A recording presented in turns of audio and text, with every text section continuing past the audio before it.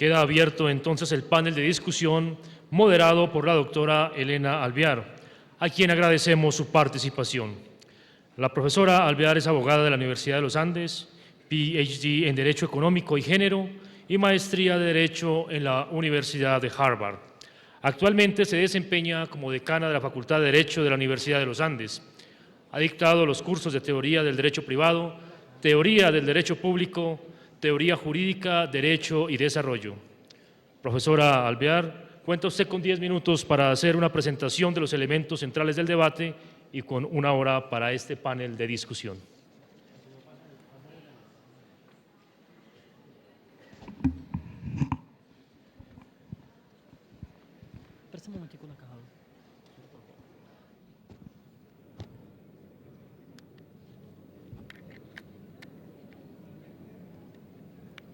Ahora está, ¿no?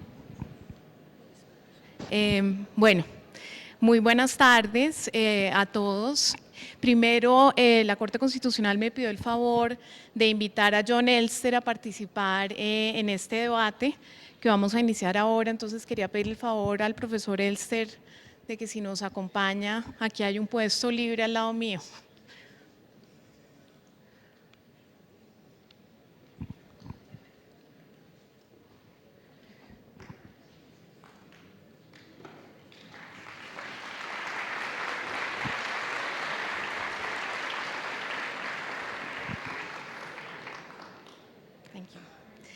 Bueno, como ustedes han visto, yo he sido muy estricta con el tiempo, entonces voy a ser muy breve en los comentarios que yo voy a hacer.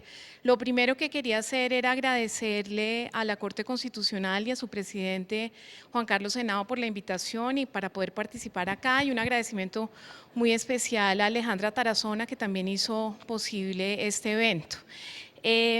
Para mí es muy importante participar, entre otras cosas, porque soy la tercera mujer en participar en este evento.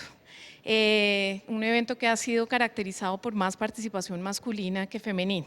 Entonces, pues eso me honra doblemente.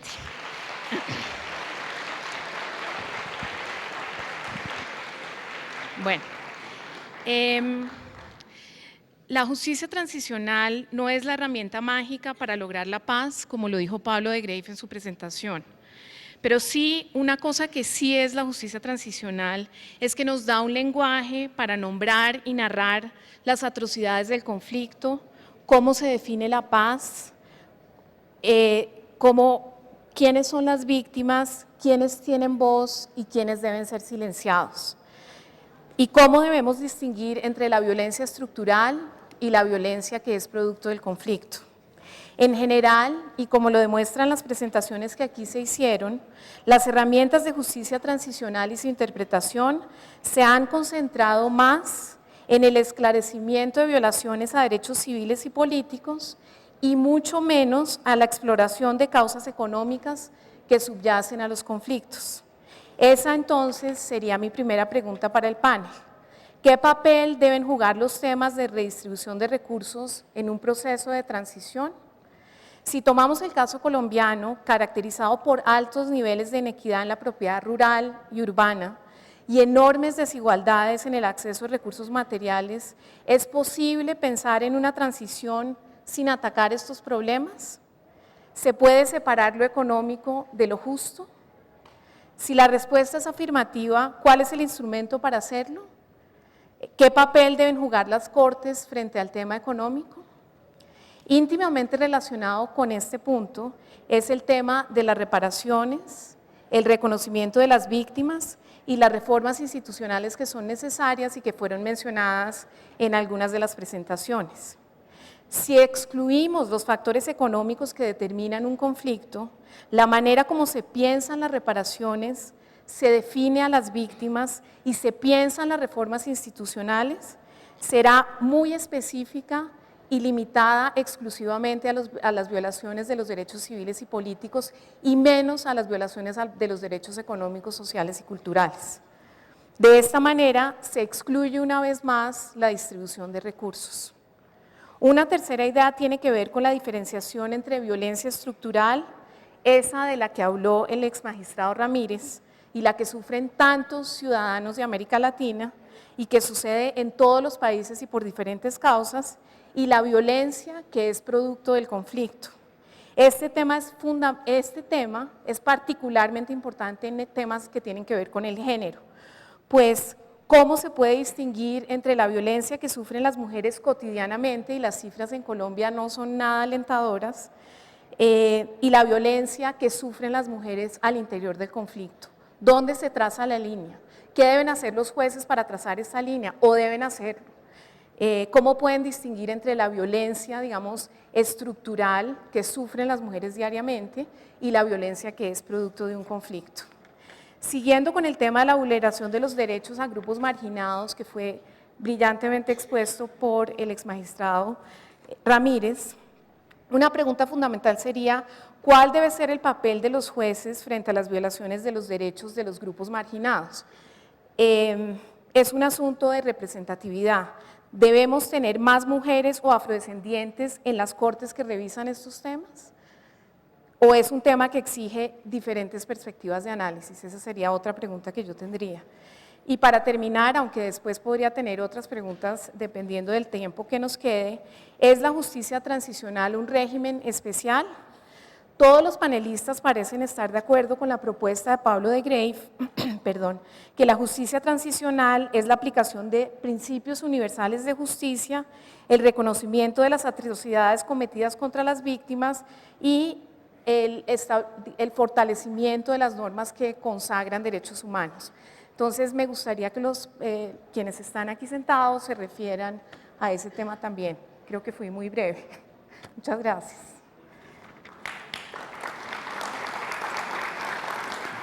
Yo creo que voy a empezar, sí, por Sergio, y si les parece.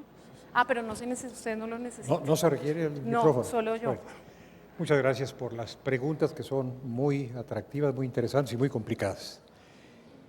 Como manifesté y quisiera subrayarlo, el concepto que de reparaciones tiene la jurisprudencia interamericana es un concepto sumamente amplio. Abarca un rescate de los derechos de las víctimas en sentido integral.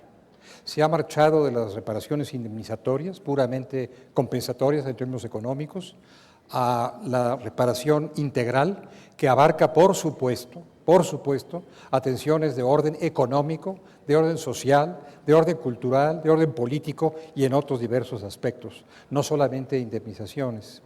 Los derechos económicos, sociales y culturales no siempre son objeto de referencia explícita por parte de la Corte Interamericana, porque el Protocolo de San Salvador, que los abarca, no le reconoce a la Corte Interamericana posibilidades de resolver sobre otros derechos que no sean los relativos a la educación y a la asociación sindical.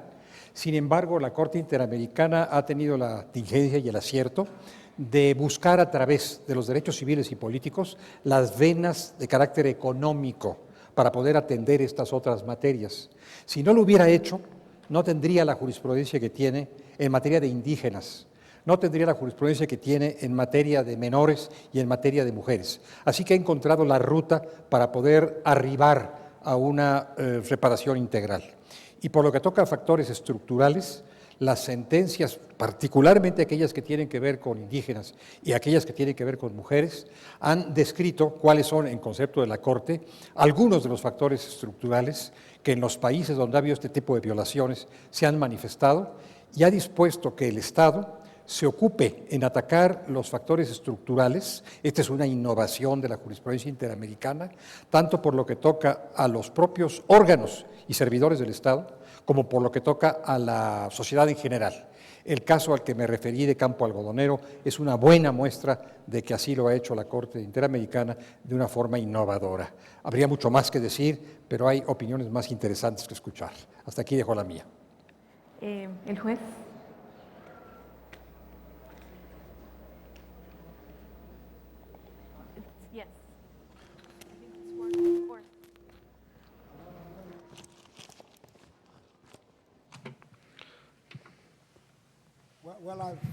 Pues, en cuanto a las reparaciones, tenemos la Comisión de Verdad y Reconciliación en nuestro país, y las familias de las víctimas tuvieron un fondo especial donde ellos fueron compensados porque esto era un proceso holístico, no era de un solo lado. Y para los que no recurrieron a la comisión, hubo gente condenada porque nunca recurrieron a la comisión. Una de las maneras en las que pensábamos que deberíamos cuidar a las diferencias en nuestros países. Somos uno de los países que hemos hecho accionables los derechos socioeconómicos debido a la gran diferencia entre los que tienen y los que no tienen.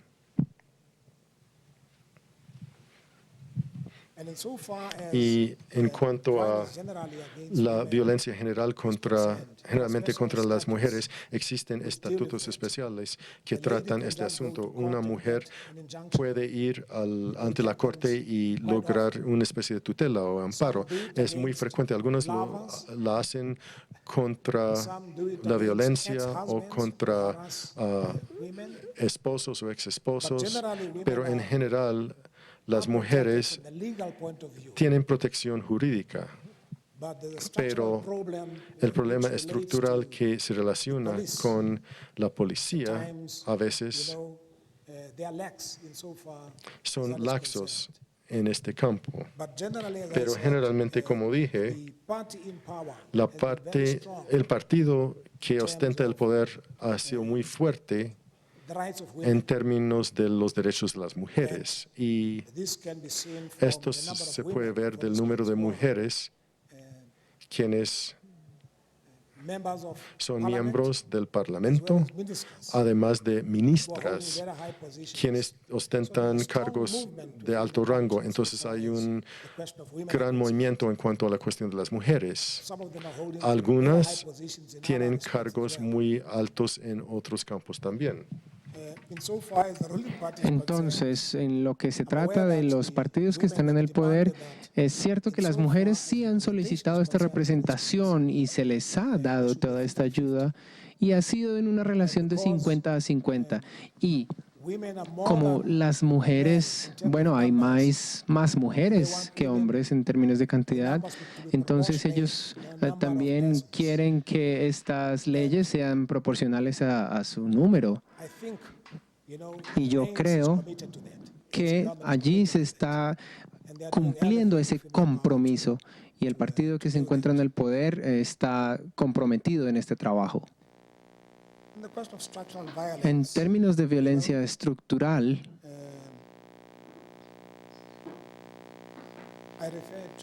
yo quiero hacer referencia a los derechos económicos y sociales que hacen parte de la Constitución, que en cada vez más casos estamos viendo que la gente está siendo garantizada en sus derechos y tenemos un sistema policial que funciona mejor. Antes la gente tenía mucho más difícil acceso a derechos básicos como vivienda, por ejemplo, o seguridad.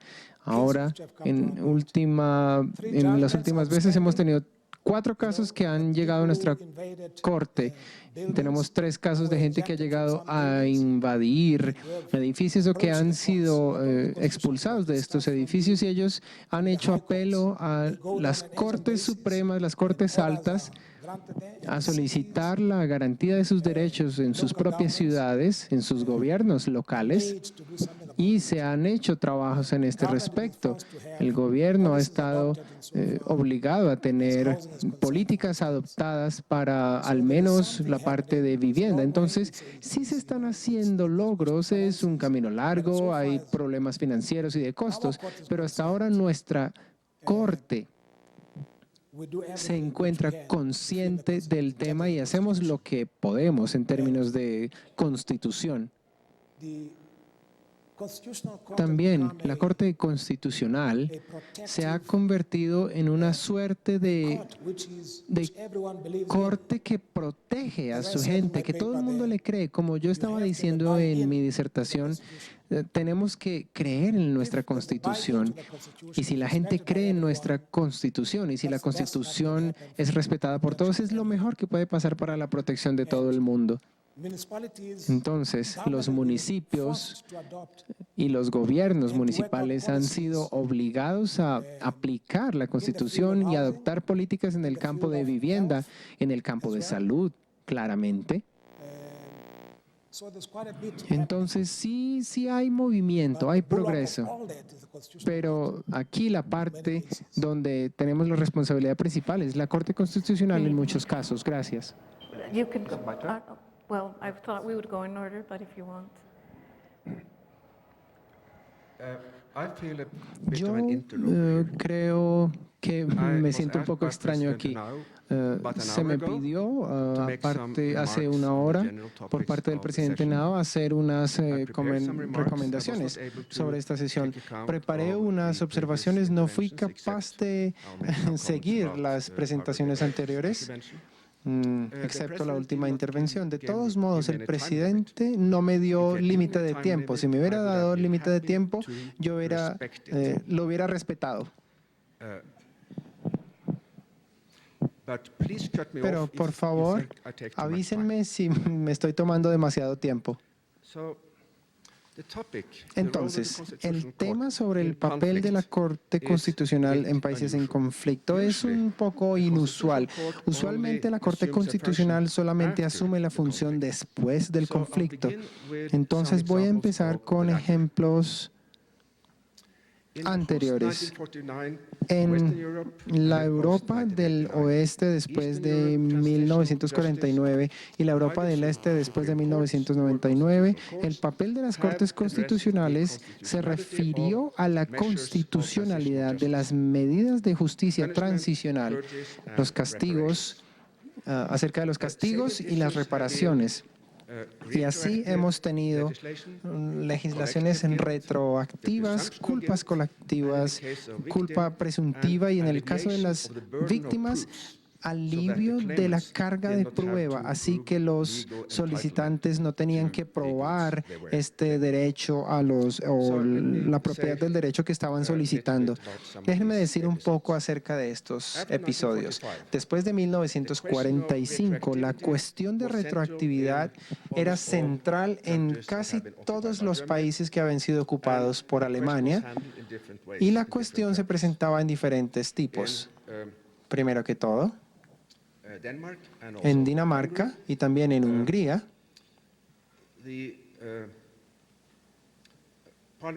los parlamentos y las cortes aceptaron la retroactividad de manera abierta.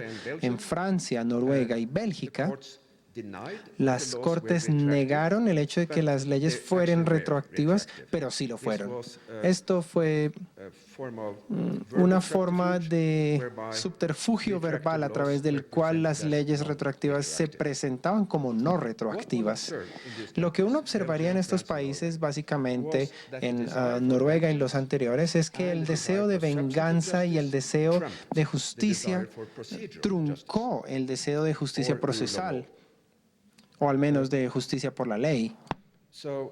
Entonces, las cortes o se rendían a la opinión pública o probablemente los jueces compartían esta opinión pública en demandas fuertes por retribuciones. Entonces, después de 1989, el líder de la oposición checa y el primer presidente decía que la justicia transicional tenía que seguir estrictamente la regla social para decir no somos como ellos. Y luego, un disidente alemán presentó su frustración sobre este tema cuando ella dijo que antes de que recibamos justicia, tenemos que recibir el derecho del Estado de ley. En otros países de la Europa del Este se tuvieron diferentes actitudes al respecto. La Corte Constitucional de la República Checa tenía un consenso al respecto. Francamente aceptaba la idea de culpa y la idea de presunción de culpa con respecto de los oficiales que habían trabajado en este tipo de casos. Como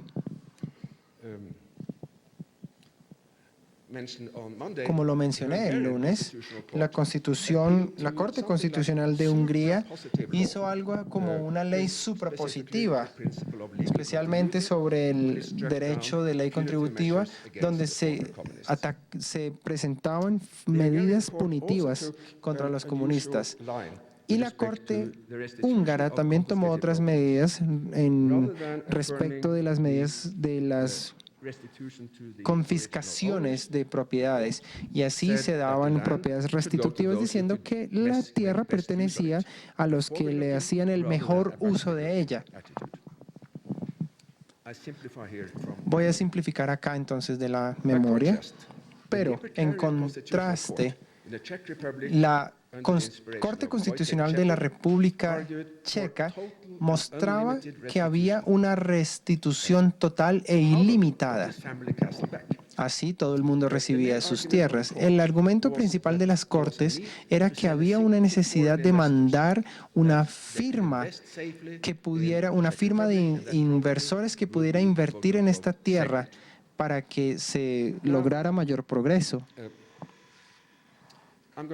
Ahora voy a pasar al rol de las Cortes Constitucionales en conflicto. En este respecto, el tema es interesante cuando se trata de Cortes Constitucionales en exilio, como durante la Segunda Guerra Mundial. Y así yo paso a las Cortes Constitucionales en el medio del conflicto. Y que yo sepa, la Corte Constitucional de Colombia es única en este respecto. Así como dijo el profesor Sciubilla, la Corte Constitucional en un país en conflicto parece una contradicción de términos. Sin embargo, es lo que ha sucedido en este país. Y voy a volver a mi intervención del lunes, donde reconsidero dos de las decisiones de la Corte colombiana que mencioné ese día. Primero que todo, la decisión antisecuestro. Esto sucedió en un contexto de conflicto y se pasó por parte del Congreso y fue los antisecuestros y financieramente se llevó a acción. Sin embargo, era posible que algunas organizaciones guerrilleras necesitaran este recurso financiero de parte de los secuestros para promover campañas políticas. Entonces, parece que esto fue un problema que el Congreso creyó que al congelar esta actividad de secuestro se iba a reducir el recurso financiero para las campañas políticas y se reducía también la violencia. Y la Corte decidió que el derecho a la vida era más importante. Una conclusión provocativa puede ser que la decisión de la Corte colombiana en este tema contribuyó a la continuación y prolongación del conflicto, no a acortarlo ni aliviarlo. Pero como dije el lunes, no comparto esta conclusión. Sin embargo, bajo las premisas de la propia Corte, esa conclusión parece aplicar porque parece que había un caso de menos justicia. Así incluso persistiera este conflicto. Y otra decisión que yo quisiera comentar tiene que ver con la Ley de Justicia y Paz. En ese caso, estaba la cuestión acerca de si la Corte Constitucional había hecho una contribución positiva a la cesación del conflicto en esta decisión. Como ustedes saben, esto mejoró las condiciones en términos presentes, o mejor, aceptó los términos más activos de cárceles para los culpables, pero también fortaleció la ley en otros temas y lo hizo en respecto de las víctimas, pero al hacer esto también redujo un poco la voluntad de los líderes paramilitares para deponer las armas. Una vez más, esto es una pregunta provocativa, pero ¿podemos decir si esa decisión de parte de la Corte Constitucional sí tuvo un efecto positivo o más bien un efecto negativo sobre la continuación del conflicto? Y finalmente quiero hacer una declaración que se hizo. Si yo entendí correctamente, rechazaba la distinción entre justicia transicional y justicia distributiva y él prefirió hablar de justicia en el contexto transicional y yo creo que no estoy de acuerdo. En el contexto transicional necesitamos distinguir entre la injusticia causada por el conflicto y la injusticia que causa el conflicto. Así, la justicia transicional se trata del primero y la justicia que es causada por el primero tiene que ver con la selección de la violencia que está causando el conflicto. Para simplificar, la justicia transicional debería incluir medidas de reparación para los que han perdido las tierras en el conflicto y justicia distributiva que tendría que tratarse acerca de los que nunca tuvieron una tierra en el primer lugar. Y así probablemente los grupos se unen a los grupos de guerrilla por esas razones. Entonces yo pienso con las FARC, si es un movimiento social o una mafia, y esto puede haber dado una alternativa interesante para esta gente que no tenía esa tierra. Ahora, yo pienso que me doy cuenta que estoy pasando una estructura muy compleja y probablemente que no corresponde totalmente a la realidad colombiana. Y si ese no es el caso, yo sé que ustedes me lo van a decir. Sin embargo, de una u otra forma, la distinción entre justicia transicional y justicia distribucional remane en su esencia. Así tenemos entonces, podemos tratar de ambos temas, referirnos a la justicia transicional para tener una ley positiva, básicamente. Muchas gracias.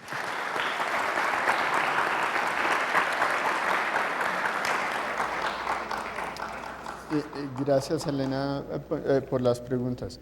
Y tengo una serie de observaciones. Parte de las dificultades en Colombia acerca de la relación entre el proceso de transición y preguntas acerca de distribución económica es que el proceso de transición en Colombia se ha concebido en términos excesivamente judicializantes y por lo tanto, por ejemplo, aspectos del esclarecimiento histórico que por lo menos hubieran podido dar luces acerca de patrones y de factores subyacentes al conflicto no han recibido el énfasis que en otros lugares han recibido. La Comisión de la Verdad y Reconciliación en el Perú, por ejemplo, hace un análisis extenso acerca de factores socioeconómicos que condujeron al conflicto. Lo mismo hace la de Guatemala, la de Sudáfrica en cierta medida, sobre todo en el reporte final hace lo mismo. Aquí no ha habido un proceso similar porque se ha esperado que la verdad surja del proceso judicial, pero por la naturaleza del proceso judicial, es decir, que se enfoca exclusivamente en el comportamiento de aquellos que están sometidos al proceso, una buena parte de los factores estructurales se han quedado por fuera del proceso. Ahora, habiendo dicho esto y aceptando tu premisa principal, que un proceso de transición tiene también que contemplar asuntos distributivos y las causas que conducen al conflicto, quiero también ser bastante modesto acerca del alcance de los instrumentos de justicia transicional para resolver problemas estructurales. Yo creo, por ejemplo, después de haber estudiado programas de reparación en diferentes partes del mundo, que no ha habido ninguno que tenga un presupuesto lo suficientemente grande como para hacer una diferencia macroeconómica o en la distribución de patrones ni de tierra ni de riqueza lo suficientemente grande como para afincar las esperanzas de la reestructuración económica de un país sobre un programa de reparaciones. lo cual me lleva a una doble conclusión. Por un lado, de nuevo, a no despertar expectativas demasiado grandes acerca de los procesos de reparación masiva, por un lado, pero por otro lado tampoco ignorar el potencial que tienen, un potencial que puede ser indirecto, pero que está directamente relacionado con el papel que le atribuía las medidas de justicia transicional, es decir, el de fortalecer la noción de ciudadanía y de la noción de que todos los ciudadanos son derechohabientes y que por lo tanto les permite participar en procesos de contestación, incluyendo acerca de los patrones de tenencia y concentración de tierras y de riqueza en un país. Pero el efecto no es directo. Hay dificultades profundas en la expectativa que los programas de reparaciones, que son los que uno podría presumir que tienen una relación más directa con asuntos de distribución y de desarrollo, y la dificultad es doble. Cuando yo estaba asesorando a la Comisión de Verdad y Reconciliación en el Perú, muy al comienzo del proceso, se calculaba que en el Perú había más o menos 300.000 muertos o desaparecidos, que acabaron siendo casi 70.000. En ese momento, cuando el cálculo era de más o menos 30.000 víctimas, la Corte Interamericana resolvió un famoso caso, el de Leonor La Rosa, que estoy seguro que por supuesto conoce usted muy bien, y le ordenó al gobierno peruano dar por concepto de reparaciones lo que normalmente ordena, es decir, un monto que varía entre 100.000 y 150.000 dólares. Al día siguiente en Lima, la gente, las víctimas y sus familiares dijeron, bueno, si a Leonor y a su familia le han asignado 150.000 dólares, nosotros aceptamos lo mismo. 30.000 víctimas en ese momento, que reitero que acabaron siendo solo la mitad del número real, multiplicado por 150.000 dólares, eran 4.500 millones de dólares. En ese momento el presupuesto anual del Perú eran 6.000 millones de dólares.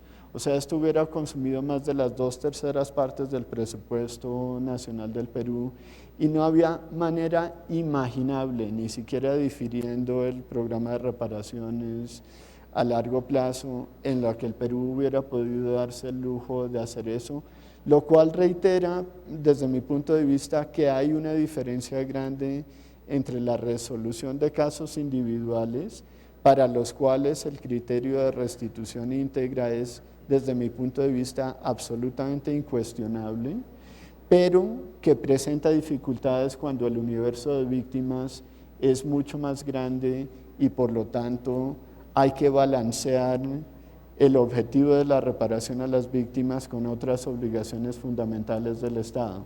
La respuesta del Perú, tal como ha sido la respuesta de todos los países en donde yo he trabajado en asuntos de reparaciones, fue siempre la tentación de presentar programas de desarrollo como si fueran programas de reparaciones. Yo pienso que hay una diferencia entre los dos, que hay muy buenas posibilidades de establecer vínculos entre los programas de reparación para las víctimas y programas de desarrollo general, pero que al mismo tiempo es importante establecer una diferencia, y que los programas de reparaciones pueden jugar cierto papel en el estímulo del concepto de ciudadanía, pero que en ningún caso van a resolver programas de reestructuración económica de un país. Y por lo tanto, de nuevo, la justicia transicional es un comienzo importante, pero no agota en absoluto una agenda mucho más amplia de transformación política y social que va más allá de los mecanismos de justicia transicional. Bueno, para precisar algunas cosas frente al profesor Elster, sobre todo, yo diría entender el fenómeno que hay en Colombia. Lo primero, habría que decir, o había que preguntarnos por qué las cortes de la India, de Sudáfrica, de Colombia están a la vanguardia en la protección de derechos humanos y en la protección de derechos fundamentales. Pues justamente porque ahí se produce una violación que ha sido constante en varias décadas y que ha hecho que los jueces constitucionales y los jueces ordinarios no puedan cerrar los ojos ante esta cantidad de atrocidades. Lo segundo es la manera como se ha trasladado a los jueces el problema. Resulta que mientras en los países nórdicos la desigualdad más o menos es de 3-1, en nuestro país la desigualdad es de 57-1 en cuanto a los ingresos. Y cuando estamos hablando de los ingresos, estamos hablando de los promedios que los economistas han trazado para saber cuánto alcanza a devengar el más poderoso de los industriales, desde los banqueros, etcétera, y cuánto el que menos devenga. De manera que ahí hay una situación de injusticia, de concentración de la riqueza que obviamente no la van a entender las personas cuyos gobiernos están dedicados a la búsqueda de la felicidad, como ocurre en los países nórdicos. Y en tercer lugar, yo diría que Manuel José Cepeda, cuando hizo aquí de moderador, nos decía que lo más importante sería aprender a distinguir las decisiones que se toman por parte de las Cortes dependiendo de los contextos en que se hallen. Colombia es una situación sui generis, y como una situación sui generis, yo creo que la justicia, la administración de justicia ha tratado de enfrentarla. Para responder a la inquietud de Elena, de la moderadora, yo diría que en nuestro caso, los autos 205, primero el 092, que se hizo para tomar medidas de protección a las mujeres víctimas del conflicto, y el segundo, el auto 251, ambos son de 2008, para tratar de proteger a niños, niñas y adolescentes víctimas del conflicto, pues denotan que la Corte Constitucional no ha sido inferior en manera alguna al compromiso de, por lo menos, procurar una protección adecuada para las víctimas del conflicto. Yo no diría que hay necesidad de que las indígenas o de que de pronto las mujeres tuvieran más participación en los cuerpos colegiados que van a administrar justicia, porque yo creo que las decisiones han dado respuesta cabal y en ocasiones audaz a este problema estructural que nos aqueja. Por esa circunstancia me parece que los jueces, tanto los ordinarios como los constitucionales, los administrativos, ahora que veo aquí magistrados del Consejo de Estado que nos han acompañado, creo que han dado una respuesta constante en materia de protección a las víctimas. En consecuencia, yo creo que se ha tenido la sensibilidad suficiente sin que haya necesidad de saber si para eso se necesita o ser indígena o ser mujer, etcétera. Yo quisiera hacer una invitación de pronto al profesor Elster, a ver si nos podría colaborar con algo más. Yo del profesor Elster conocía como juez de familia, como juez especializado realmente en derecho de familia, sus juicios salomónicos, porque realmente sirven mucho en procura de resolver esos temas de conflictos entre las parejas con respecto a la custodia de los hijos. Pero ahora resulta que la Corte Constitucional evoca y ojalá y pueda invocar uno de sus textos célebres, que es la rendición de cuentas en justicia transicional. Y por esa circunstancia, como la idea del presidente Henao era justamente mostrar a los grandes gladiadores en materia de dialéctica, de creación de derecho doctrinario, yo quisiera como aprovechar la presencia del profesor Elster para que nos dijera en tiempos como los que se están viviendo en Colombia, en tiempos de algo que llamaron aquí justicia transicional, si realmente es adecuado hacer negociaciones con uno de los segmentos en conflicto o si lo ideal sería que pensáramos en en que el gobierno apostara a una negociación, pero de manera clara, con todos los actores en conflicto y no de manera parcial con algunos de ellos. Si realmente el tema de la reparación en la forma como yo leí de las reglas que ha trazado la Corte Constitucional como criterio en materia de reparación, ¿es adecuado ese concepto o si realmente hace falta o se puede desbordar el concepto en materia de políticas públicas? A mí me gustaría muchísimo como aprovechar su presencia, profesor Elster, para que nos trabajara mejor uno de los conceptos que usted trata en su texto. Bueno, le vamos a dar la última palabra al profesor Elster. Solamente quiero decir que yo sí creo que debe haber más mujeres en las altas cortes. Solamente digamos.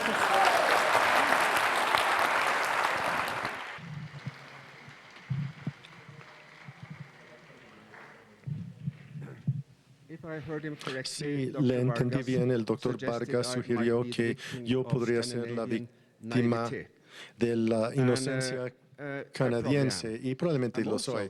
También yo sé que soy la víctima de la ignorancia canadiense, entonces realmente no puedo decirle qué debería hacer.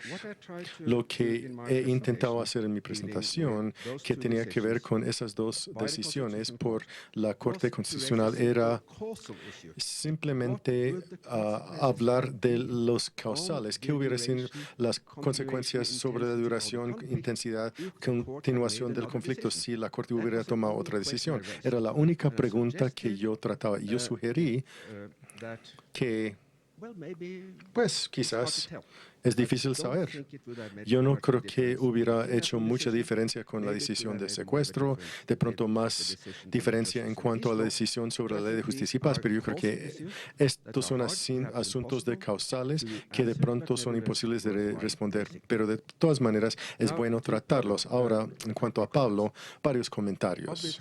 Obviamente, las reparaciones ocurren bajo limitaciones presupuestales. Se ha calculado que si se hubiera compensado a los judíos húngaros por los bienes y otros sufrimientos, aún sin intereses, hubiera excedido el presupuesto anual del país. Entonces, obviamente, hay limitaciones económicas. Ahora, yo quisiera hacer otro punto que yo creo que es importante en cuanto a dos distintos efectos para el futuro en las reparaciones. Por un lado, como Pablo dijo, hay efectos posibles macroeconómicos y estos podrían ser cero en los casos. Sin embargo, las reparaciones pueden tener el efecto de contribuir hacia la paz social.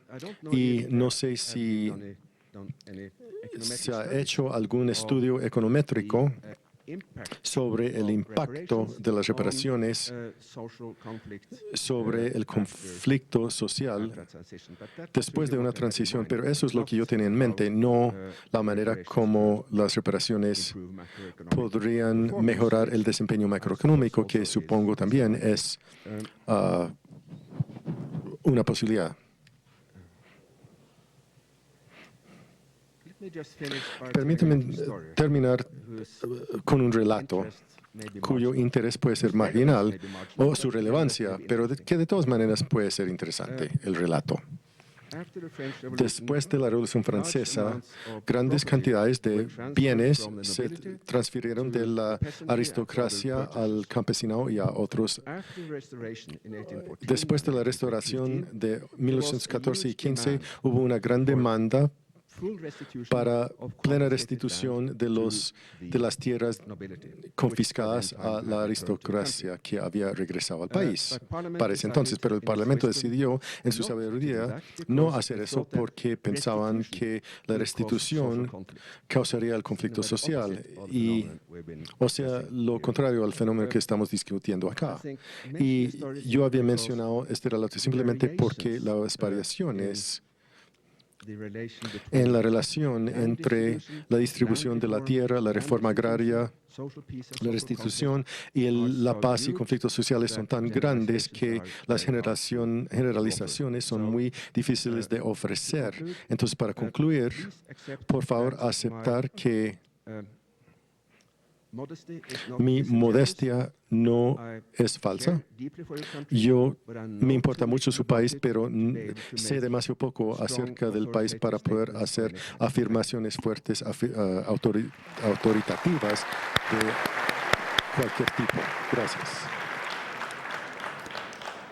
Bueno, entonces terminamos este panel.